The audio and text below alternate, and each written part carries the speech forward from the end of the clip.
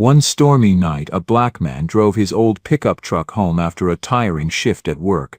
On the road, he suddenly came across a smoking luxury car next to which was an old man, soaked, cold, shivering helplessly in the storm. Without hesitation, he stopped to help the old man and took him to his house for the night. But the next morning, the old man had disappeared, leaving only a letter. Little did he know that, when the old man reappeared, his life would change forever. Before we begin, tell me where you're watching from, and don't forget to subscribe so you won't miss any of our daily stories about kindness. The storm had been brewing since late afternoon, rolling across the Ohio sky like a slow, restless animal. Ethan Walker tightened his grip on the steering wheel as his old Chevy Silverado rattled along the empty two-lane road outside Riverton. The wipers struggled to keep up, slapping back and forth with a tired rhythm that matched the ache in Ethan's shoulders. His shift at Harbor Point Diner had run long again, and the combination of exhaustion and storm made his eyes sting a little. The heater blew weakly against the cold seeping through the truck's doors. He rolled his neck, trying to stay alert. There were nights when the loneliness pressed heavier than usual, and stormy nights always brought that reminder, the memory he tried hard not to replay. But the road demanded attention, not memories. Rain hammered the windshield so hard it was like driving through a sheet of moving glass. He eased off the gas, the truck fishtailing slightly before catching traction again. "Easy now," he murmured to the wheel, as if coaxing an old tired friend. Then something flickered ahead, orange lights, blinking weakly. Hazards. Ethan leaned forward, squinting through the rain. A car sat crooked along the right shoulder, a sleek shape half submerged in darkness. As he drew closer, the shape became clearer. A Lexus, expensive looking even under mud and rainwater, its hazard lights struggling to stay alive. And beside it stood a man. Tall, older, completely drenched. His gray hair stuck to his forehead, and his suit, what looked like a very expensive one, clung to his frame as if it weighed him down. He held a phone in his hand, tapping it helplessly, shaking it like he hoped the storm might suddenly decide to give him one bar of signal. Ethan felt a knot form in his stomach. Most people would keep driving. It was late, the storm was bad, and a stranger at the side of the road always carried some risk. But Ethan was not most people. He slowed the truck to a stop a dozen feet ahead, threw it into park, and reached over to yank the passenger door open. Rain poured in instantly, cold and sharp, hitting the seat and his arm. "You all right?" Ethan shouted over the storm, raising his voice just to cut through the roar of water and wind. "Sir, you need help?" The older man blinked against the downpour, momentarily stunned that anyone had actually stopped for him in weather like this. For a heartbeat he simply stared at Ethan, searching his face as if measuring whether he could trust him. Then with a small decisive nod, he hurried forward and climbed into the truck. The door slammed shut with a dull thud, and the storm's fury was muffled to a distant roar. The man exhaled shakily and brushed water from his sleeves. "My phone's dead," he said, breath still catching, "and the car, it just died on me." Ethan nodded and reached for the heater controls, turning the fan up until warm air began to fill the cab. "Happens out here. Service barely exists on a good day." He glanced at the man's soaked hands trembling lightly in his lap. "You sure you're okay? Need an ambulance?" No, the man said quickly, almost too quickly. "Just cold, wet, and stranded." Ethan put the truck back into gear and eased onto the road. "Well, you're not stranded anymore. Let's get you out of this mess." For a few long seconds, silence settled between them. Just the hum of the engine and the relentless hammering of rain on the roof. The older man, his breathing beginning to steady, studied Ethan's profile with a quiet, cautious curiosity. "You didn't have to stop," he said softly. "Most wouldn't." Ethan kept his eyes ahead. "Yeah," he murmured. "I know." A pause stretched out like a held breath, filled with the rhythmic drumming of rain and the occasional groan of the truck's suspension as it hit potholes hidden beneath rising water. "What's your name?" the man asked at last. "Ethan," he replied. "Ethan Walker." The man nodded once. Arthur Hale." Ethan offered a tired half-smile. "Nice to meet you, Arthur. Sorry it had to be on a night like this." Arthur let out a short, weary chuckle.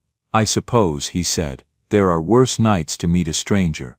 Ethan didn't answer. His gaze stayed fixed on the ribbon of flooded road ahead. His heart had begun to pound harder, Not with fear but with something deeper, something familiar. The ache began again, the quiet, tightening in his chest he'd never learned to shake. The storm outside seemed to grow heavier, or maybe it was just that memories always chose the worst moments to return. He heard the officer's voice again, 2 years old, but as sharp as the rain against the windshield. There were no witnesses, no one stopped, she was alone. Thunder cracked overhead, dragging him back to the present. He breathed deeply through his nose and kept driving. Arthur watched him now, noticing the tension in Ethan's jaw, the steadiness of his hands despite the uneven rhythm of his breath. "Forgive me for saying so," Arthur said gently, "but you look like someone who's driven through worse storms before." Ethan swallowed, his throat felt tight. "Yeah," he said quietly. "Something like that." Neither spoke for a while. The world outside was nothing but dark fields, drowned fences, and sheets of rain sweeping across the road. No houses, no gas stations, no lights except Ethan's headlights carving out a small fragile pocket of visibility. Eventually Ethan exhaled through his nose. "You sure you don't have family nearby? Someone you could call once the storm lets up?" Arthur looked down at his useless phone. "No, no one nearby." Ethan hesitated before speaking again. "Well, even if we could get a hold of someone, the roadside assistance number's worthless out here after midnight. They won't send anyone till morning at best, and the nearest motel's a good 40 minutes past the main highway. No chance we're making it through the flood water." Arthur absorbed this quietly, eyes flicking toward the rain-lashed windows. "I see. We'll figure something out," Ethan said, though his voice was softer now, more thoughtful. Arthur studied him again, really studied him.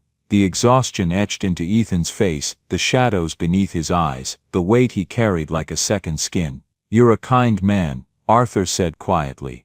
Ethan didn't answer, his jaw shifted just slightly. After a long moment, he cleared his throat. "Look, my place isn't far.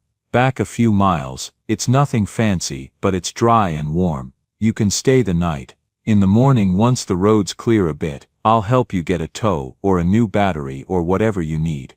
Arthur blinked, surprised, not distrustful, just taken aback by the generosity. Are you sure? I don't want to trouble you." "It's no trouble," Ethan said, keeping his eyes on the road.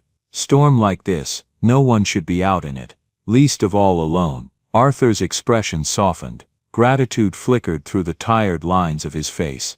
"Thank you, Ethan. Truly." Ethan only nodded, unable to trust his voice not to crack. So he kept driving, toward home, toward shelter, toward something he couldn't quite name, while the storm raged on outside, and the ghosts of old memories pressed quietly at the edges of his thoughts. When they reached town, the rain was still falling in heavy sheets, the kind that made the streetlights hum and flicker.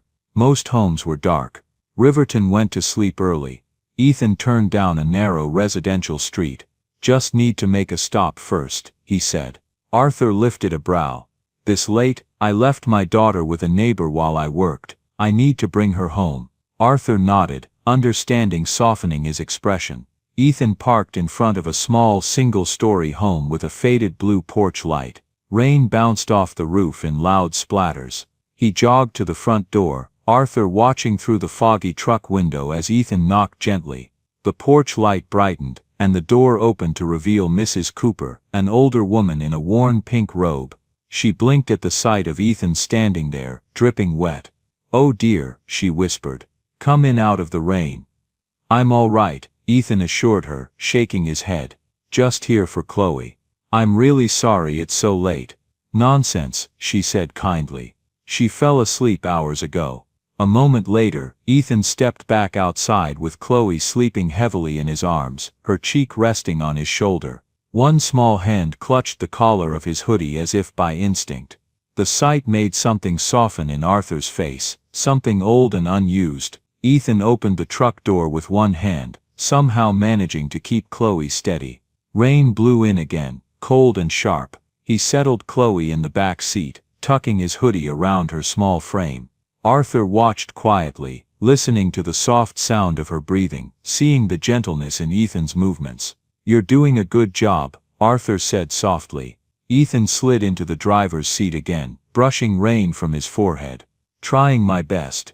The truck rolled toward Ethan's apartment building, an older brick complex with worn stair rails and a flickering security light.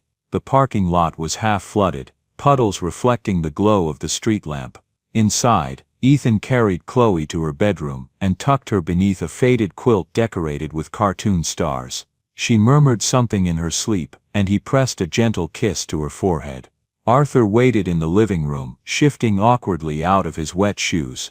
He sat on the old couch, looking around at the apartment, a small place, clean and lived in, filled with soft evidence of a child's presence.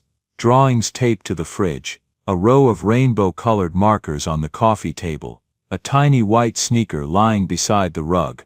Ethan returned with a towel and an old t-shirt that looked big enough for Arthur to use as sleepwear. Arthur accepted it with quiet gratitude. While Arthur changed, Ethan made tea and a simple bowl of instant soup. The kettle hissed softly. The apartment filled with the faint scent of chicken broth, steam curling lazily upward. When Arthur emerged from the bathroom, wearing Ethan's spare t-shirt and sweatpants, he looked different, less polished, more human. He sat at the small dining table, his hands wrapped around the warm mug Ethan placed in front of him. For a long moment, they simply sat in the quiet, listening to the storm soften outside. The refrigerator hummed. A pipe somewhere in the wall clicked. Chloe shifted softly in her sleep down the hall. Arthur cleared his throat, breaking the silence. "Do you often bring strangers home in storms?" Ethan gave a tired smile. "No, you're the first." Arthur looked down at his tea, his voice lowering. "Why then?" Ethan hesitated. His fingers drummed lightly on the table, one of those tiny involuntary gestures a person does when wrestling between telling the truth and keeping it buried. Eventually he let out a slow breath. "My wife," he said quietly. "Her name was Maya." Arthur looked up, gentle and attentive. She died in a storm like this. 2 years ago." The room stilled. "I didn't know," Arthur said softly. Ethan nodded. Her car went off the road, skidded out near the curve past the grain silos. It was dark, and the rain was heavy. She was stuck there a long time before someone found her. His voice tightened. Nobody stopped. Arthur's eyes softened with a pain that wasn't quite his but felt close enough. Ethan continued, though his voice seemed to come from a deeper place now. "So when I see someone stranded in the rain, I stop. I can't not stop." Silence filled the small apartment, the kind that wasn't uncomfortable, just honest. Arthur set his mug down with careful hands. "You've been through more than most men could bear. Yet you're still out here doing good for people." Ethan shrugged. "I'm just trying not to let the world make me someone I'm ashamed of." Arthur studied him. The tired eyes, the worn clothes, the child's artwork behind him, the little details that painted a fuller picture of the man sitting across the table. "You work at the diner down the road?" Arthur asked. "Harbor Point." "Yeah, been there a while." Ethan rubbed the back of his neck. "Pay's not great, but it's steady. Lets me keep a roof over Chloe's head." "And you raise her alone?" "Yeah." Ethan's smile softened. "She's a good kid. Bright. Loves drawing. Misses her mom more than she lets on." Another quiet moment passed. Outside, the rain slowed to a whisper. Arthur spoke again, his voice softer than before. "You've built a home here. A warm one." Ethan chuckled lightly. "It's small, but we make do." "You make more than do," Arthur said gently. "Oh! You've made something honest. Something full of love." Ethan didn't respond, but a hint of gratitude flickered in his eyes. The two men sat in peaceful silence for a while, before Ethan finally gestured toward the couch. "You can sleep there tonight. It's not fancy, but it's dry." Arthur nodded his thanks. Chloe's soft breathing drifted faintly through the hall. The storm eased to a light patter against the windows. And for the first time in a long while, Ethan felt a trace of calm settle in the room. Arthur lay down on the couch, pulling one of Ethan's blankets over himself. He closed his eyes slowly, as though letting go of a long-held tension. Ethan dimmed the lights, whispered a quiet "good night," and disappeared into his room. Arthur opened his eyes for just a moment, and looked around the little living room. Small, old, imperfect, and yet filled with something he hadn't felt in years. Warmth. Not from a heater or a blanket. From people. When Ethan woke the next morning, pale light filtered through the blinds. The storm had passed. The air was calm, the apartment still. He padded into the living room quietly, expecting to see Arthur asleep. But the couch was empty. The blanket was folded neatly at one end, like someone who had been raised with good manners had taken the time to tidy it. On the back of the couch lay a small piece of paper. Ethan picked it up. The handwriting was neat but slightly shaky, as if written by someone unused to expressing emotion. "Thank you for treating me like a human being." That was it. No signature. No explanation. No number. Ethan read it twice, then tucked it carefully into his wallet, feeling something unfamiliar stir in his chest, something soft, almost hopeful. He couldn't know yet that within 24 hours that handwritten note would be only the first sign that his life was about to change in ways he never expected. But as he stood there, holding the note, he felt a faint warmth spreading through him. Something gentle, something that whispered, kindness always finds a way back. By the time the sky over Riverton had turned a pale, tired gray, the streets were still damp from the night's storm. Puddles waded in the cracks of the parking lot outside Ethan's building, reflecting the weak morning light and the shape of his old Chevy Silverado. Inside the apartment, Chloe sat at the small kitchen table in her pajamas, legs swinging, her hair sticking up on one side. She coughed into her elbow, a small dry sound that made Ethan look over from the counter with a worried frown. "You sure you're up for school?" he asked, sliding a bowl of oatmeal toward her. "I'm okay," she said, her voice a little rough. "We have the art test today, remember? I drew lots of practice ones." She mimed a little scribble in the air, and gave him a hopeful smile. He studied her face. Her cheeks were a touch pink, eyes slightly glassy, but she was alert. Determined. That stubborn set to her mouth was one he knew all too well. She had inherited that from her mother. "All right," he said gently. "But if you start feeling worse, you tell your teacher. Deal?" She nodded, spoon already halfway to her mouth. "Deal." He checked the time on the microwave. If everything went smoothly, he could drop her at school and still get to the diner by the start of his shift. It would be tight, but doable. He grabbed his worn work jacket and her little backpack, trying not to think about the empty spot on his own left hand where a ring used to be. They headed down the stairs and out into the crisp air. The storm clouds had thinned, leaving behind a soft, cool morning. The Silverado waited like it always did, a little battered, a little tired, but still theirs. "Okay, old man," Ethan muttered to the truck as he settled Chloe inside and shut her door. "Just one more day, that's all I'm asking." He climbed into the driver's seat, turned the key. The engine clicked. He tried again. The same dry click, like a cough with no breath behind it. His stomach sank. "Come on." He pumped the gas once, twice, then turned the key again. The starter whined weakly for a second, then fell silent. The dashboard lights flickered and died. Behind him, Chloe leaned forward in her seat. "Daddy." "It's all right," he said quickly, even though his chest had started to tighten. He turned the key one more time, harder this time, as if willpower could flow through his fingers into the ignition. Nothing. The silence from the engine was louder than the storm had been. He exhaled slowly, jaw tightening. He checked the time again.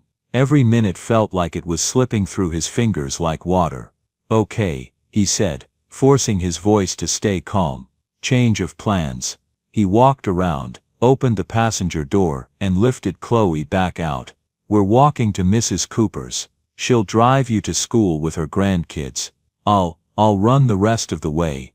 "Run?" Chloe repeated, eyes wide. He gave her a crooked smile. "Your dad's still got a little speed left. Don't worry." They hurried down the sidewalk together, his longer stride slowing so she could keep up. The air was cool and damp, and their shoes splashed through small puddles. As they reached Mrs. Cooper's house, he knocked quickly, shifting from foot to foot. The door opened, and Mrs. Cooper peered out, cardigan wrapped around her thin frame. "Morning, Ethan." "Oh dear, you look worried."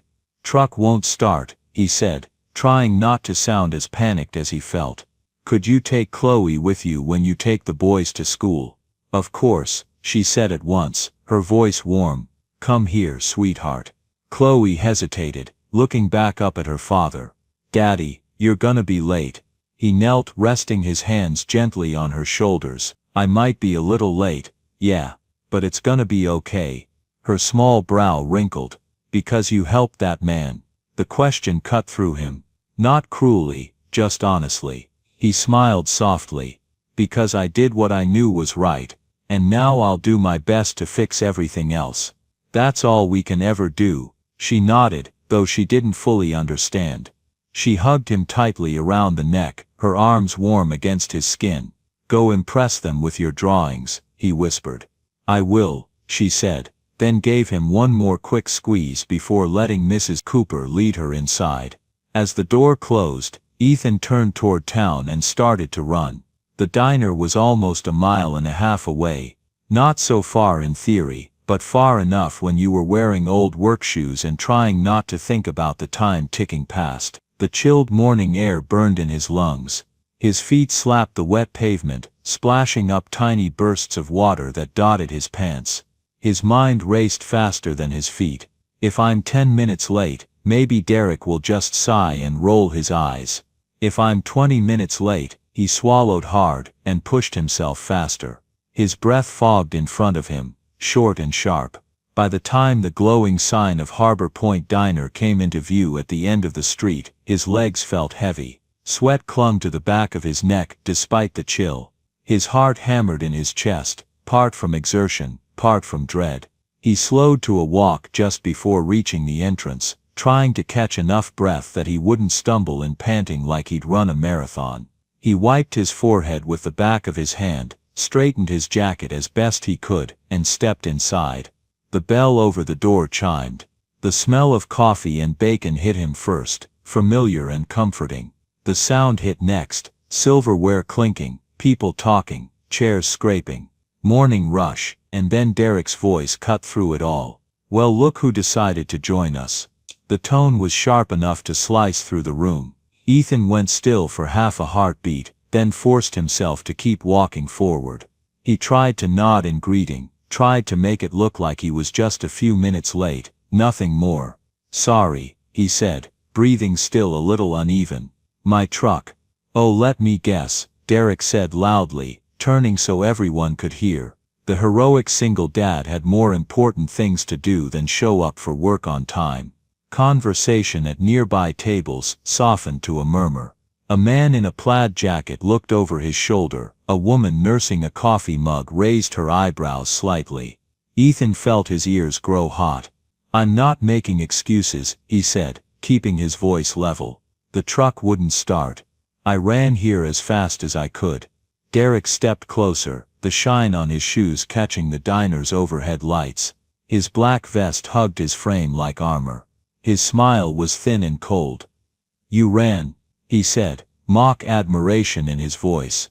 Well, that explains the sweat. A couple of regulars looked away, uncomfortable.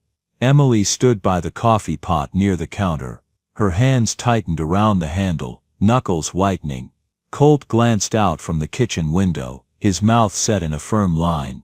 I can stay late to make up the time, Ethan offered quickly. No breaks, I'll break. Derek cut him off with an impatient wave. You don't seem to understand, Ethan. This isn't about one morning. This is about image. Ethan repeated, thrown. Yes, Derek said, taking a half step back so he could project his voice. As in the image we present when the owner of this diner finally decides to show his face. That's happening today. Did you forget that? Of course you did. Ethan blinked. I didn't know it was today. Well, it is, Derek snapped, and I can't have my staff dragging in late, looking like they just finished a half marathon through the sewer. The words landed like open-handed slaps. Ethan straightened. I came in late because my truck died and I still had to make sure my daughter got to school. I ran here because I care about this job. I didn't stroll in for fun. Oh, we all know you care, Derek said, sarcasm biting into each word. You care so much about being some sort of hero. picking up strangers in storms, playing Good Samaritan. But when it comes to showing up when it matters, you fail. A tightness wrapped around Ethan's chest. Helping someone who was stranded in that storm wasn't a mistake. Oh, I'm sure it felt noble, Derek said, walking around with that sad little backstory. My wife died in a storm, so now I rescue every lost soul I see. He mimed quotation marks with his fingers. Do you think that makes you special? Emily sucked in a sharp breath. Derek, enough, he snapped at her without breaking eye contact with Ethan. Ethan's fingers curled into fists at his sides. He felt that old familiar ache rising in his throat, pushing against his restraint. You don't talk about my wife, he said quietly. Derek smirked. Then don't keep using her as an excuse. The room seemed to tilt for a brief second. Plates being set down, coffee being poured, every noise faded into a dull buzz. Ethan's vision sharpened on Derek's face, on that smug expression that had never looked uglier. He took a slow breath. All I'm asking, he said, voice steady but low, is a chance to clock in and get to work. I'm 10 minutes late, not an hour. We both know I cover extra shifts. I stay late, I do what needs doing. And we both know, Derek shot back, that first impressions matter more than loyalty. The owner is coming, and I'm not risking him walking in here and seeing. He gestured up and down at Ethan. This, Ethan repeated, hurt and disbelief colliding in his chest. A sweaty, out-of-breath charity case who can't even keep his own life together. Derek said, I need staff I can rely on, not a human sob story. For a heartbeat no one moved. Ethan felt like someone had kicked a chair out from under him. He swallowed.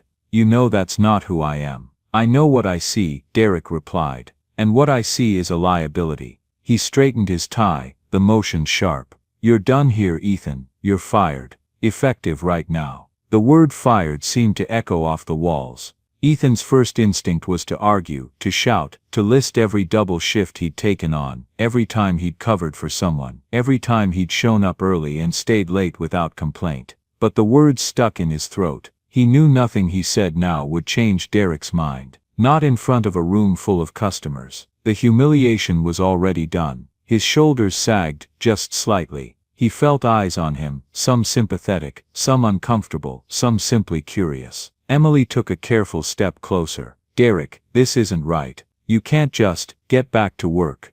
Derek snapped without looking at her. Ethan looked at her, then at Colt in the kitchen. Both of them held his gaze for just a moment, apology in their eyes. He swallowed again, forcing down the lump in his throat. Fine, he said quietly. If that's how it is. He turned toward the door. With each step, he felt his world shrink a little, one more safe place closing off, one more piece of stability crumbling. He pushed open the door, the bell chimed weakly behind him. Out on the sidewalk, the cool air felt sharper now, stinging his cheeks like a second storm. He stepped onto the wet pavement, his reflection rippling in a puddle near the curb. And across the street, sitting in a parked SUV with its engine running low and steady, Arthur Hale watched him go, his expression darkening with every step Ethan took away from the diner. Arthur had come that morning to get a feel for the place. He had intended to slip in quietly, observe the staff, maybe have a cup of coffee and see if the diner still carried the heart it had when he bought it.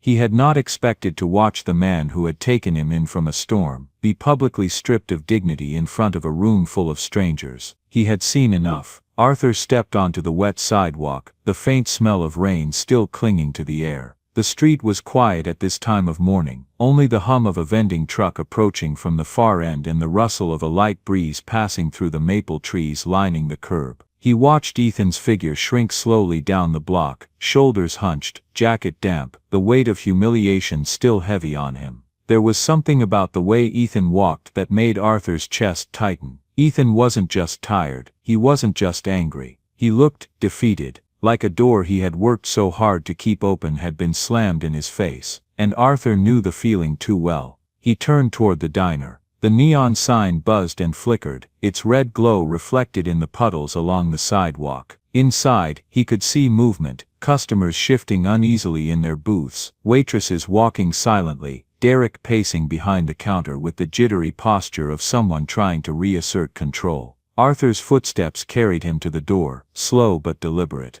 He wasn't an imposing man by height or build, but there was a gravity to him, an old kind of authority, the type that didn't have to be shouted to be respected. He reached for the diner's handle and pushed it open. The bell chimed, heads turned. A few customers recognized him, though they couldn't quite place where from. Emily froze, nearly spilling the coffee she was refilling. Colt's head jerked up from the grill window. But Derek saw a well-dressed older man and immediately plastered on a smile, the kind of smile that belonged to someone who thought he owned the room. "Good morning," Derek called out, straightening his vest, smoothing his hair. "Welcome to Harbor Point Diner. Table for one." Arthur walked past him without answering, the soles of his shoes squeaking faintly on the linoleum. For a moment, Derek stood blinking, thrown off balance. "Sir?" he tried again, voice strained. "Can I help you with?" Arthur turned around slowly. "Yes," Arthur said. "You can." The tone was calm, almost gentle, but it carried something firm beneath it, something that made Derek's smile falter. "You can explain," Arthur continued, "why you just fired the best man on your staff." Silence choked the diner. Derek blinked. Once, twice. "Sir? I don't know what you mean." Arthur met his eyes without flinching. "Yes, you do." Derek swallowed. The background chatter of customers dipped into an uncomfortable hush. Even the clatter of dishes seemed to soften, as if the diner itself was listening. Are you someone Ethan knows?" Derek asked carefully, calculating how to spin the situation. Arthur shook his head lightly. "No, not someone he knows," and then a beat later, "but someone you should." He reached into his coat pocket and retrieved a slim leather card holder. He pulled free a simple white business card, his name printed neatly in black lettering, and set it on the counter in front of Derek. Derek's eyes widened. "Arthur Hale, owner and principal partner. Hale Hospitality Group." The color drained from Derek's face. "Oh," Derek breathed. I see." Arthur stepped a little closer, not threateningly, just close enough that the truth between them couldn't be ignored. "You know why I came today," Arthur said softly, "because I wanted to see what my restaurant is really like, its nature, its people, its values, and how it treats its servers." Derek's lips parted, but nothing came out. Arthur continued. "I watched my employee walk into this diner this morning with worry etched all over his face. I watched him try to explain himself, and I watched you humiliate him in front of both staff and customers. Sir, if you'll just give me a moment to explain." "No," Arthur said, not unkindly, "you have done enough explaining for one day." Colt stepped forward from behind the counter, wiping his hands on a towel, giving a silent nod of encouragement, as if to say, "Keep going." Emily stood near the coffee station, her chest rising and falling quickly. Arthur turned to them. "Emily," he said in a gentler tone, "in your honest opinion, was Ethan a good employee?" She nodded immediately, voice trembling with relief at being included. "The best, sir. Everyone here knows it. Customers love him. He works harder than anyone." Arthur nodded, then looked to Colt. Colt didn't hesitate. "Derek's got it out for him. Always has. Ethan's the guy keeping this place running when it's crazy. When the rest of us fall behind, he's the one picking up the slack." Arthur absorbed their words quietly, then he looked back at Derek. Derek tried to adjust his posture, but the tremor in his hands betrayed him. "Sir, with all due respect, you don't know the whole story." "I know enough," Arthur said simply. The air felt thick now, every person in the diner, holding their breath, waiting. Arthur took one small step forward. "You will call Ethan Walker," he said, "and you will ask him to return." Derek swallowed a second time. Now, Arthur repeated. Derek fumbled for his phone, fingers clumsy, his breath uneven. The phone rang once before Ethan answered. "Ethan," Derek stammered, "can you come back please? There's been a misunderstanding." Arthur listened closely to Ethan's muffled voice on the line, a hesitant, "Why?" followed by a short pause. Derek nodded, quick, frantic nods at nobody in particular. "Yes," Derek said, "I need you to come back. Immediately." Another pause. Then Derek ended the call. Arthur looked at him. "Good." Two soft syllables that somehow carried finality. He turned then and chose a booth beside the window, sitting down with the slow grace of someone settling into a familiar place. He rested his hands on the table, then looked outside, waiting. It didn't take long. Through the glass, he saw Ethan's familiar figure approaching from down the sidewalk. Ethan's steps were hesitant, uncertain, as though he wasn't sure if this was a trick or another humiliation waiting for him. The bell chimed softly as he stepped back into the diner. His eyes found Arthur first, sitting calmly in the booth, a faint smile on his face. For a moment Ethan just stood there, still catching his breath from the walk back, still confused from the call he'd received. "Arthur?" he said quietly. Arthur rose from the booth. "Good morning, Ethan," he said gently. Ethan blinked. He looked from Arthur to Derek, then back again. What's going on?" Arthur stepped closer, his voice warm. "I came to visit my diner today." Ethan stared. "Your diner?" Arthur gave a small nod. "I own Harbor Point. Have for a year now." Ethan processed that with visible disbelief. "You own this place?" "Yes," Arthur replied. "And I wanted to see it with my own eyes. See the people who make it what it is." Ethan let out a breath, shaking his head slightly. "I had no idea." "I know," Arthur said. "That was the point." He paused, letting the weight of his next words sink in. "And I saw something very important today. I saw injustice done to a man who offered kindness without hesitation. I saw someone punish you for being late, without bothering to understand why." Ethan swallowed, throat tight. "You deserve better than that."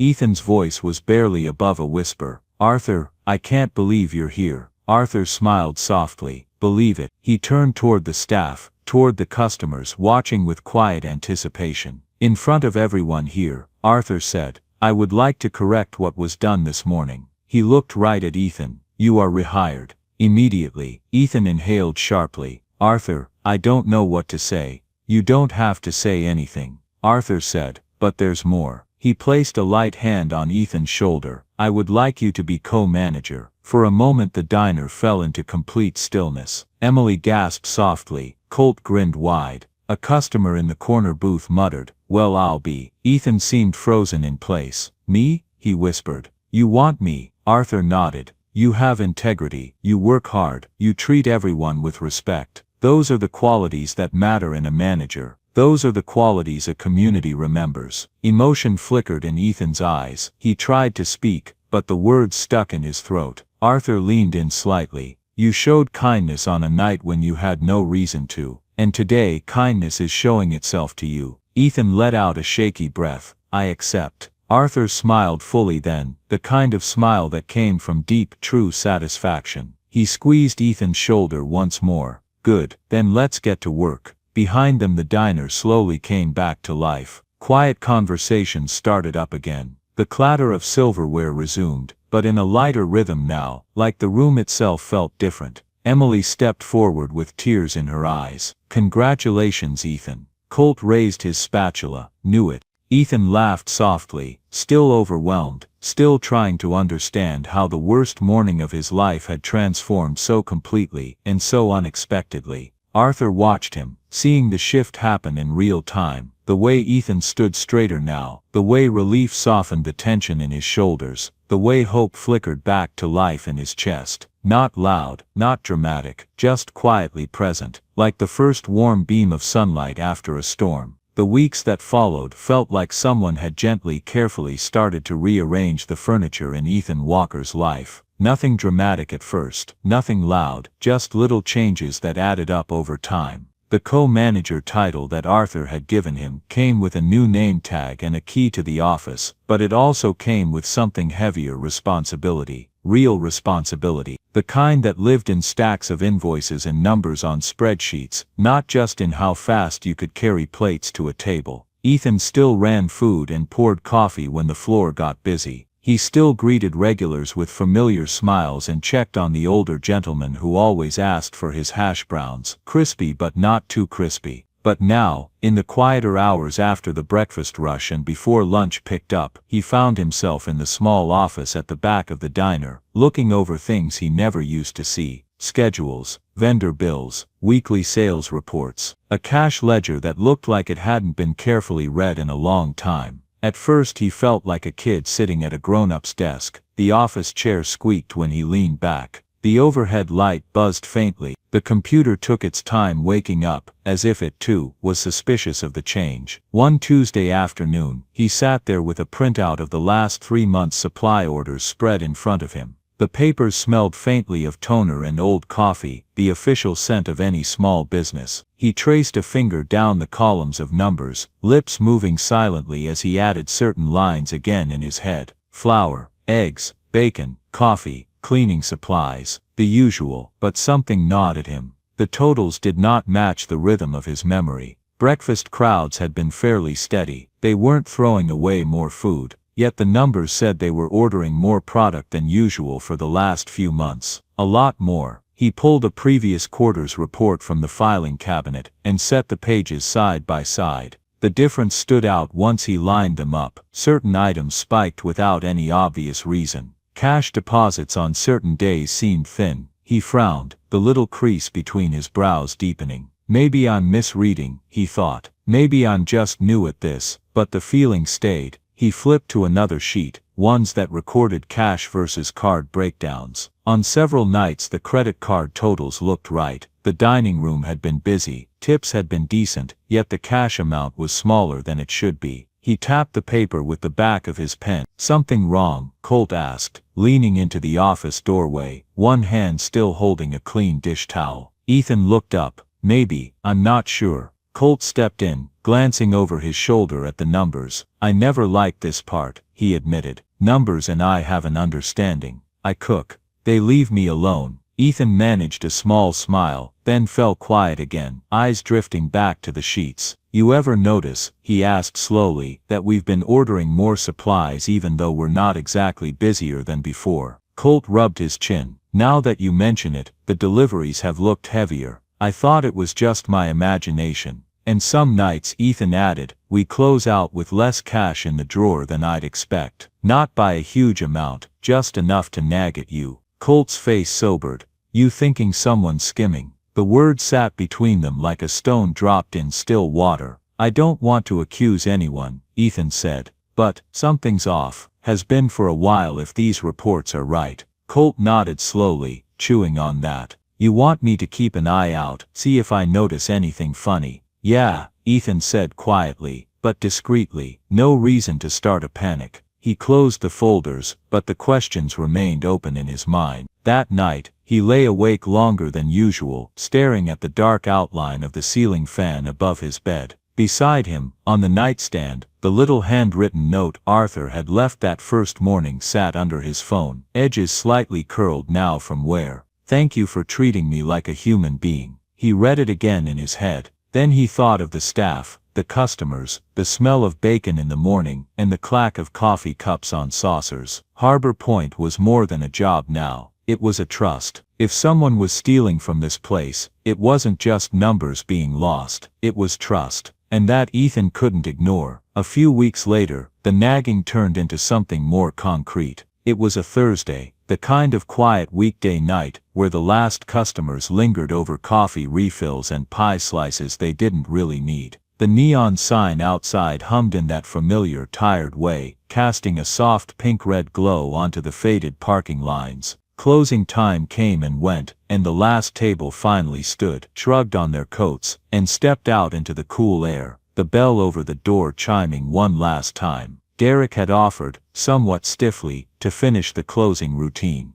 I'll count down the drawer, he'd said. You've had a long day, Ethan, go home. But something in his tone made Ethan hesitate. He didn't say no, he just said, I'll stay and do inventory in the back. Two people make it go faster. Derek's jaw tightened just a fraction, but he forced a smile. Suit yourself. In the end, they worked in different parts of the diner. Derek at the front counter, counting the cash. Ethan in the storage area, checking boxes and taking quick notes. When he finished, he came out to the office where the nightly deposit forms were kept. The cash drawer sat in front of him, already closed. Derek was nowhere to be seen. Probably in the restroom, Ethan thought. He opened the drawer to enter the final totals. His eyes narrowed. He counted the money once. Then again. It was short, not by a huge amount, but by enough to matter. $150 were missing. He checked the deposit slip Derek had started filling out. It matched what was in the drawer, which meant either the money had never made it into the drawer, or it had been there and walked away. His heart thumped a little harder. He stood alone in the small office, the overhead light buzzing faintly. His hand rested on the edge of the counter, fingers drumming a slow, tense rhythm. When Derek came back from the restroom, Ethan kept his voice even. Drawers light. Derek glanced at the cash casually. Sometimes it happens. Bad tipping night. Tips don't go in the drawer, Ethan said. You know that. Derek shrugged. Then maybe folks paid more by card. It happens. Ethan held his gaze for a moment longer, but Derek's expression didn't change. It was smooth. A little too smooth. We'll make it up tomorrow, Derek added, turning toward the door. You heading out? In a minute, Ethan said. After Derek left, Ethan stood in the doorway of the empty dining room, staring at the register, the camera above, the space where customers had just been. He looked up at the small dome of the security camera mounted near the ceiling. The thought came slowly at first, then fully formed. Check the footage. He waited until he heard the distant sound of Derek's car peel out of the lot. Then he walked back into the office, turned on the computer connected to the security system, and queued up the feed from the last hour. At first all he saw were familiar motions: Emily wiping down tables, Colt sweeping back by the kitchen, Derek moving around the counter. He fast-forwarded a little, then let the footage play. Derek's figure moved into the frame near the register. He glanced around. No customers, no staff. He opened the drawer. Ethan leaned forward, his heart pounding, breath shallow.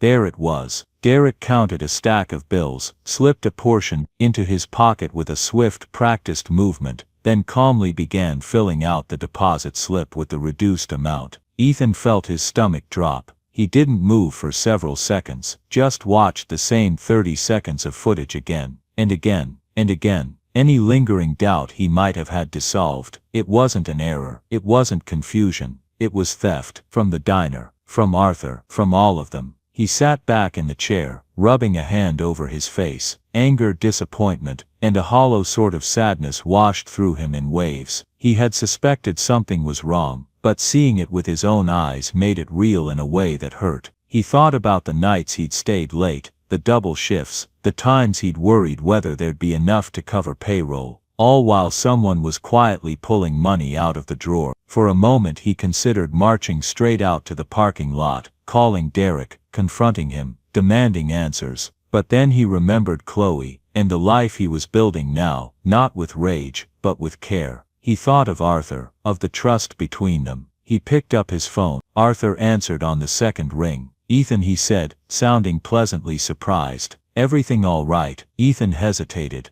I'm not sure, he admitted. I think we have a problem. He explained what he'd found. First the strange supply orders, then the light deposits, and finally the footage he just watched. As he spoke, the words came steadier, but the pain under them didn't fade. When he finished, there was a quiet pause on the other end of the line. I see, Arthur said at last, his voice lower now. The disappointment in it wasn't directed at Ethan. It sounded more like the way a good father spoke when he discovered someone had hurt his family. Do you have the footage? He asked. Yes, Ethan said. I saved it. I can show you. This is not something we take lightly, Arthur said. And it's not something we rush into either. We'll handle it correctly. I'll send someone to take a closer look, someone I trust. Okay, Ethan replied. What should I do in the meantime? Keep doing your job, Arthur said. Keep your eyes open. Don't let on that you've seen anything. Let us build the full picture first. Ethan nodded, even though Arthur couldn't see him. Understood. And Ethan, Arthur added. Yeah, you did the right thing by telling me. Those words landed like a hand on his shoulder steadying him. After the call, Ethan shut down the monitor, turned off the office light, and stepped out into the cool night. He stood there for a moment, breathing in the quiet, then climbed into his old truck and headed home to his sleeping daughter. 2 days later, a man walked into Harbor Point Diner, who looked at first glance like any other customer. He wore a simple denim jacket over a faded t-shirt, jeans and boots that looked like they'd seen plenty of miles. His face carried a few lines around the eyes, but his step was easy, and his smile casual. He took a seat at the counter, and ordered coffee and a stack of pancakes. Emily served him, chatting lightly. He smiled back, polite, unremarkable. It was only when the man finished his meal, and asked quietly, "Is Ethan around?" that Emily's brows lifted a little. "Yeah," she said slowly, He's in the back. Want me to get him? Please, the man replied. Tell him Nolan's here. Emily relayed the message into the office. Ethan came out a minute later, wiping his hands on a towel. The stranger stood, offering a handshake. Ethan Walker. Yeah, Ethan said, studying him. That's me. Nolan Pierce, the man said. Arthur sent me. His handshake was firm, his eyes sharp but friendly. There was a certain alertness about him, like someone who noticed more than he said. They stepped into the back office together, leaving the noise of the diner floor behind. Private investigator, Ethan asked once the door was shut. That's the professional term, Nolan said with a faint grin. I prefer man who pokes his nose in places it's paid to go. Despite himself, Ethan smiled a little. Nolan set a small notebook on the desk. Arthur told me you've seen discrepancies, cash missing, funny numbers. You suspect someone specific. Ethan nodded. I saw Derek take money from the drawer on camera. Good, Nolan said. Well, not good, but good that you have something solid. That's a start. But one video isn't enough if this goes legal. We need a pattern. We need dates, amounts, repetition. That's where I come in. How are you going to do that? Ethan asked. Nolan shrugged lightly. Same way thieves work. Quietly, repeatedly. Over the next couple of days, Nolan settled into the background of the diner's rhythm. He came in at different times, always under the guise of just being a regular customer. Sometimes he sat at the counter, sometimes in a booth. He ordered reasonable meals, paid in cash, tipped fairly, and he watched who handled the drawer, who stayed late, who logged the numbers at the end of the night. He marked down times, shifts, totals he could glimpse when someone didn't shield the paperwork completely from view. Ethan did his best to act normal. He kept greeting customers, he checked on tables, he made sure Emily and Colt were supported. All the while the knowledge of what Nolan was doing simmered quietly in the back of his mind. On the second evening, just before closing, Nolan caught Ethan's eye from a booth near the back and gave the smallest nod toward the office. Later, when the doors were locked and the chairs were flipped up onto tables, they met again in the back room.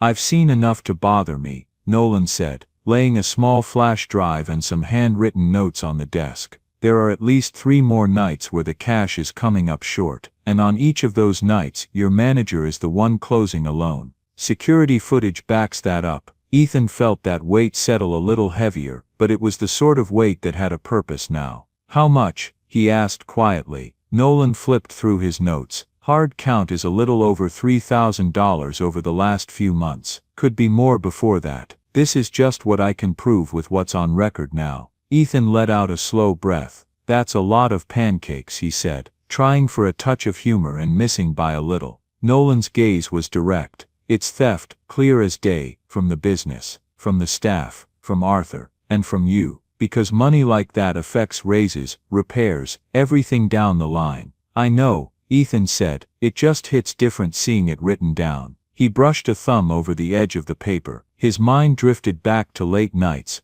busted coffee machines, talk of tight margins making everyone tense, all while someone had been quietly helping himself from the drawer. What happens now? Ethan asked. Now, Nolan said, Arthur decides how he wants to handle it. But if I were a betting man, I'd say he's going to want this addressed head-on, in the open, no hiding it under the rug. Ethan nodded. That sounds like him. Arthur arrived at the diner early the next morning. They met in the office, the door closed, the dull hum of the refrigerator and distant sizzle from the grill their background soundtrack. Nolan presented the evidence in an organized, steady way. Dates, amounts, matching footage, recorded inconsistencies in the books. He spoke plainly, without drama, letting the facts speak for themselves. Arthur listened without interrupting, his face gradually settling into an expression of deep disappointment. Not the kind that flared into anger, but the heavy kind, the kind that carved quiet lines around his eyes. When Nolan finished, Arthur glanced at Ethan. And you're sure, he asked, that nobody else could have done this? Ethan answered honestly, from what I've seen, from who had access and when, I don't see how it could be anyone else. The missing amounts line up with the nights Derek closed alone. Arthur nodded slowly. There was a long silence. Finally Arthur folded his hands in front of him. I built my career in businesses where everyone told me numbers mattered more than people, he said quietly. I believed them for a long time. I stepped over people to chase profits, And somewhere along the way I stopped seeing the faces behind the folders. He looked up at Ethan. I'm not going back to that, not here. Ethan held his gaze. So what do? We tell the truth, Arthur said, in front of everyone. Nolan leaned back in his chair. I told you he'd say that, he murmured with a small smile. They agreed on Monday morning, right before the start of the new week. Staff would be called in early, Nolan would be present, the police would be notified ahead of time, ready if needed. As the plan formed, Ethan felt two feelings grow at once inside him. One was relief, that the wrong he'd seen was going to be dealt with. The other was dread at the confrontation that was coming, at the tension it would place on the people he worked with every day. That night, when he walked through his apartment door, the familiar smell of spaghetti and jarred sauce greeted him. Chloe stood at the small dining table, her crayons spread out in a little explosion of color around her newest drawing. She looked up and beamed. Daddy, look, I drew the diner. He walked over and leaned down to see. Sure enough, there it was, Harbor Point, with its big front windows and glowing sign, drawn in careful lines of brown and red and yellow. There were tiny figures inside, stick people with happy faces. That's you, she said, tapping a little figure behind the counter. And that's Miss Emily, and that's the man who always wears the hat. He smiled, heart aching a little at the innocence of it. You did a good job. Do you like it? She asked. I love it, he said. She looked at him more closely then, head tilted. You're doing your serious face. My serious face, he repeated, amused. Yeah, she said, mimicking his furrowed brow in an exaggerated way, like when you're thinking big thoughts. He chuckled softly.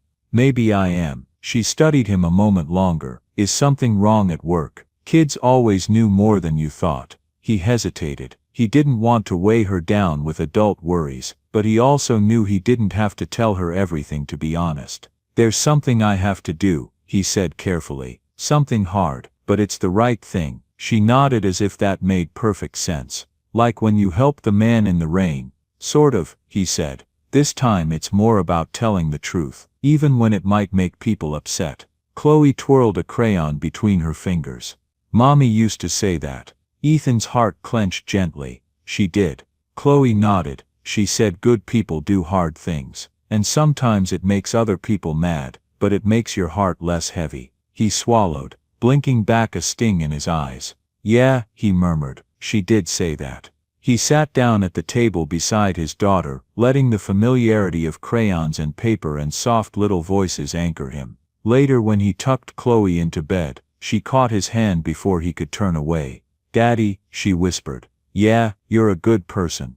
The words landed with a surprising force. He brushed some hair from her forehead. Thank you, Peanut.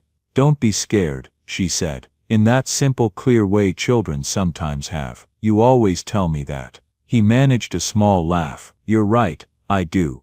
As he turned off the light and closed her door partway, he thought about what she'd said. Good people do hard things. The phrase echoed in his mind like a quiet drum beat. He lay awake that night, staring at the faint pattern of street light filtering through the blinds, thinking about Monday morning. About the faces of the staff when they'd hear. About Derek's expression when confronted. About the feeling of finally pulling the problem into the light. He thought of the man he had once been, before Maya's accident, before late-night storms and lonely hospital hallways and single-father grocery runs. He thought of the promise he'd made to himself then, standing by a grave with frozen hands and a shattered heart, that he would try desperately to be a man his daughter could be proud of. A man Maya would recognize, the kind who stopped for strangers in storms. The kind who told the truth even when it cost him. He closed his eyes and let that promise settle inside him again, steady and solid. Outside, the town slept. Inside, Ethan waited, and Monday came with a brittle kind of cold that settled along the streets like a thin layer of frost. The sun had barely risen when Ethan pulled into the parking lot of Harbor Point Diner. His old truck creaked as he climbed out, the hood still bearing dried streaks from last night's dew. Arthur's car was already there, and beside it a second vehicle he recognized from the day Nolan arrived, the car belonging to the private investigator.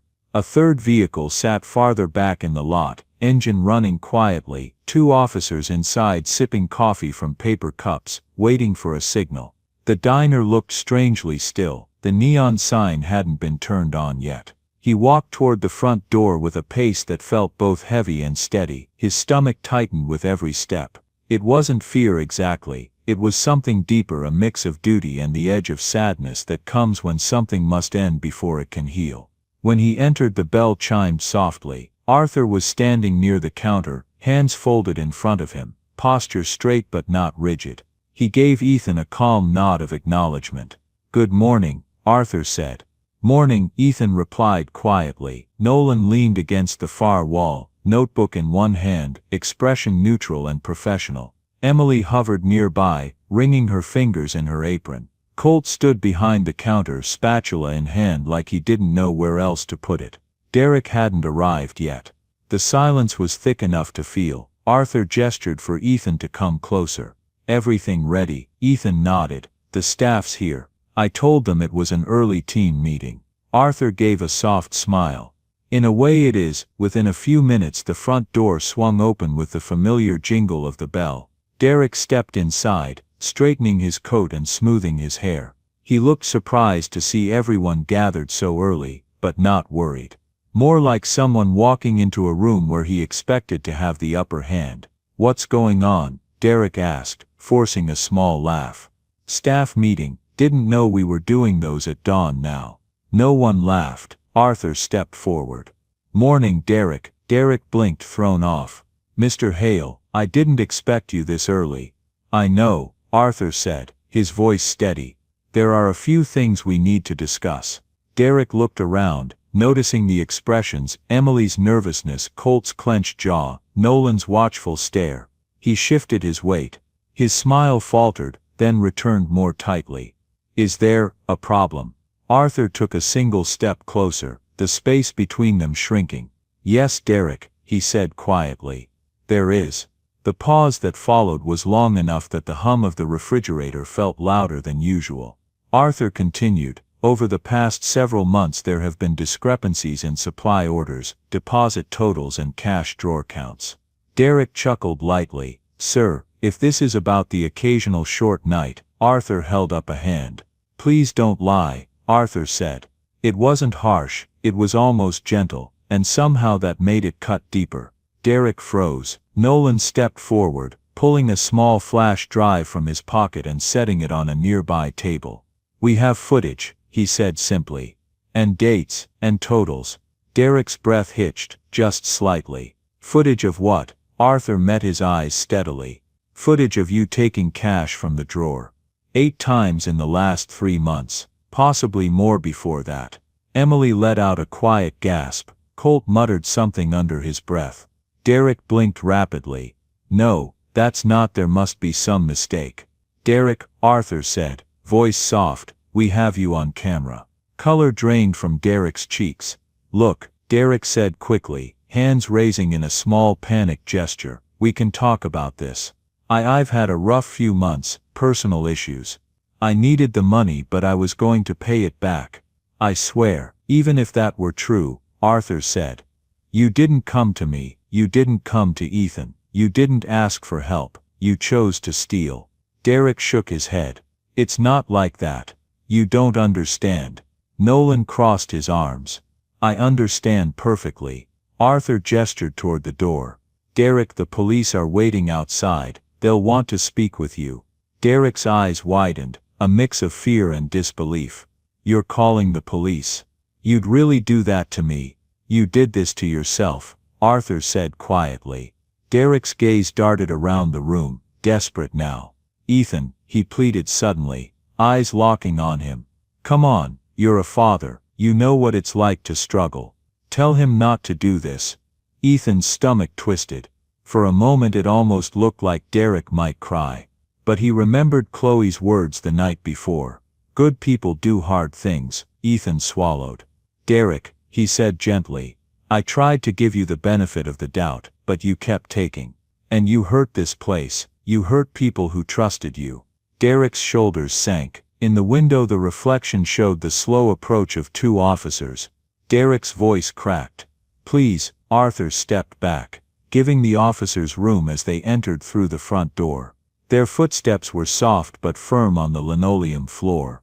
"Derek Munro?" one officer asked. Derek didn't answer, he just nodded weakly. "You're under arrest for theft and falsifying financial records." The officer took Derek's wrist gently, not violent, just procedural, and began cuffing him. The metal clicked softly, an oddly small sound for such a big moment. Emily turned away, tears in her eyes. Colt stared at the floor. Nolan stood quietly, respectful of the gravity. Ethan watched with a heavy heart. Not triumphant. Not pleased. Just sad that this was where things had led. As the officers led Derek out, he looked back once, eyes full of accusation and something like despair. "You think you're better than me," he snapped at Ethan. "But you're just lucky. Without Arthur you're nothing." Ethan held his ground, his voice was steady. "I don't need power," he said softly. "I just need to be decent." Derek turned away, jaw clenched, and disappeared into the morning light. The door shut softly behind him. Silence filled the diner again, deep and fragile. Arthur exhaled slowly. "Thank you all for being here," he said. "This wasn't easy, but it was necessary." He turned to Ethan, a small proud smile forming. "You handled this with more grace than most people ever could." Ethan nodded, though emotion tightened his chest. "Just trying to do the right thing, and that's why I chose you," Arthur said, "to lead this place with me." 6 months later, Harbor Point Diner looked different. The same in many ways, the same premises, the same counter stools, the same laminated menus, but different in the ways that mattered. The paint was fresher, the ceiling fans worked smoothly now. A new sign glowed above the entrance, Harbor Point Diner, where kindness is served. The grand reopening had been modest, just like the diner itself. But steady word of mouth and genuine hospitality had brought new faces, new regulars, new energy. Business grew, slowly at first, then steadily, until revenue was up nearly 40%. Ethan stood behind the counter, now dressed in a crisp shirt with the tag. Ethan Walker, co-manager Chloe, sat in a corner booth, working on her homework before Mrs. Cooper picked her up. She swung her legs back and forth while humming softly. Arthur sat in his usual booth with a cup of tea, reading the newspaper.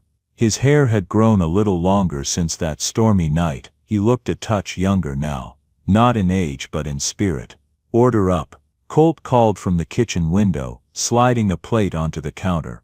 "Got it," Ethan said, grabbing the plate and delivering it to a table of travelers who smiled warmly at him. Emily passed by with a tray, bumping Ethan's elbow playfully. "Boss man," she said with a grin. "Co-boss," he corrected, laughing. The diner hummed with the comfortable chatter of a place that knew its purpose. That night, after closing, Ethan drove home in the cool spring air. Chloe sat in the back seat, humming a tune from school, her drawings tucked safely into her backpack. As they reached their street, the sky darkened with the promise of rain. Not a storm, just a soft, steady drizzle beginning to fall. The street lights shimmered in the wet pavement, throwing golden reflections that danced under the truck's headlights. Halfway home, Ethan slowed. A car sat pulled off to the side, hazard lights blinking faintly. The hood was open. An elderly man stood next to it, holding a flashlight with a shaky hand. His jacket was thin, his shoulders hunched against the damp. Chloe leaned forward. "Daddy, he looks cold." Ethan pulled over. The same way he had done months ago when he saw Arthur stranded in the storm. He turned off the engine and glanced back at Chloe. "Stay in the truck, okay? I'll go check on him." She nodded, trusting him completely. Ethan stepped out into the light drizzle, pulling his jacket tighter around himself. The air smelled of wet asphalt and early spring blossoms. The old man turned toward him, startled. "Evening," Ethan said gently. "Car trouble?" "Oh yes," the man replied, voice trembling slightly. "I think the battery's dead. I was on my way to my daughter's. I shouldn't have taken the back road." "That's all right," Ethan said. "You're safe now. Let's take a look." The old man's shoulders eased, the relief visible even in the low light. Ethan worked quietly, carefully, checking the cables, making sure nothing was damaged. The man apologized twice for being a burden. Ethan shook his head. "You're not a burden," he said softly. "Everyone needs help sometimes." As he spoke the words, he remembered himself standing on a rainy night, a stranger shivering in the dark. A kindness returned in ways he never could have predicted. Within minutes, he had the battery reconnected enough to start the engine. The car sputtered, then roared back alive. The old man let out a breath of gratitude. Thank you, young man, you didn't have to stop." Ethan smiled, the same warm smile he'd given Arthur once. "Yes," Ethan said quietly, "I did." When he climbed back into his truck and drove the rest of the way home, Chloe looked at him with shining eyes. "You helped him," she said proudly. Ethan reached back and squeezed her small hand. "That's what we do," he said. "That's who we are." The rain continued gently outside, tapping softly on the roof like a whispered reminder. Kindness isn't weakness, it's strength in its purest form, and the circle kept going. And Ethan kept living it, every day, every storm, every quiet, ordinary moment in between. Spring came gradually to Riverton, the way seasons often do in places where life moves at a slower, more thoughtful pace. The town felt new in a subtle way, as if the winter had taken with it a few old burdens. Harbor Point Diner settled into this new season like a bird returning to familiar branches. The breakfast rush grew a little larger each week. Folks from neighboring towns started stopping by, having heard about a small diner with big heart. Some came because of the food, others came because kindness had become something like the signature dish. On a warm Saturday morning, Ethan arrived earlier than usual. He walked through the empty lot with a quiet sense of ownership, pride and responsibility, the kind that felt earned, not given. He unlocked the front door, the metal key sliding smoothly into place. The bell chimed softly as he entered, echoing through the empty dining room. The booths were lined neatly, fresh flowers sat in small mason jars along the windowsills. The sunlight slipping through the glass gave everything a soft golden hue. He loved the diner most at this hour, before the day began, when it felt like the world was offering him a clean page. He flicked on the overhead lights, turned on the coffee machine, and opened the blinds. The smell of freshly ground beans drifted into the air. A soft knock sounded at the door. Ethan turned to see Mrs. Langley, a widow in her 80s who walked the same route every morning for exercise. She smiled through the glass, tapping twice in greeting. He unlocked the door. "You're early today," she said. "So are you," he teased gently. "Well," she said, patting his arm as she shuffled inside, "I like starting my day someplace warm, and not just warm from the coffee." She settled into her favorite booth. Ethan poured her a cup without asking. She liked it with 1 sugar and a splash of cream, never more, never less. "You know," Mrs. Langley said, stirring her cup, "I've lived in this town 63 years. Seen it change in all kinds of ways. Some good, some not so good. But this diner," she paused, letting out a slow breath. "It feels like the old days again, when people cared." Ethan smiled softly. "That means a lot." "It should," she replied. "You've done something special here." He opened his mouth to deflect the compliment habit, but stopped. Instead he accepted the words with quiet humility. "You hungry?" he asked. "Always," she said, grinning. He brought her a small plate of toast and fruit. As he turned back toward the counter, he saw Arthur Hale enter through the front door. The older man paused for a moment, taking in the scene, the sunlight, the calm, the warmth of the place he helped rebuild. "Morning, Ethan," Arthur said, removing his hat. "Morning," Ethan replied. "You're early too." Seemed like the kind of day that deserved an early start. He walked to his usual booth and sat down with a quiet ease. He gazed out the window, watching a pair of robins hop along the sidewalk. "I've been thinking," Arthur began, voice low, "about storms. About nights when you feel small. About the people who stop for you when they didn't have to." Ethan paused. "That night changed things for both of us, didn't it?" "It did," Arthur folded his hands. "And it keeps changing things. That's the part people forget. One act of kindness doesn't just save a moment, it sets off a chain, it moves forward." It keeps growing. Ethan nodded, letting the truth of that settle. And this diner, Arthur continued, is proof of that chain. People feel different when they walk in now. I feel different. You did a lot to make that happen. Ethan said. Arthur shook his head gently. I may have funded a remodel, but you remodeled the spirit of this place. The words struck Ethan in a way he wasn't prepared for. His throat tightened. We're all doing it, he said quietly. Every day, a little at a time. Arthur smiled. Yes, and that's how communities heal. A few moments later, the morning staff arrived, Emily with her hair tied up and humming under her breath, Colt carrying his favorite spatula like a lucky charm. They waved to Ethan and Arthur as they slipped into their routines.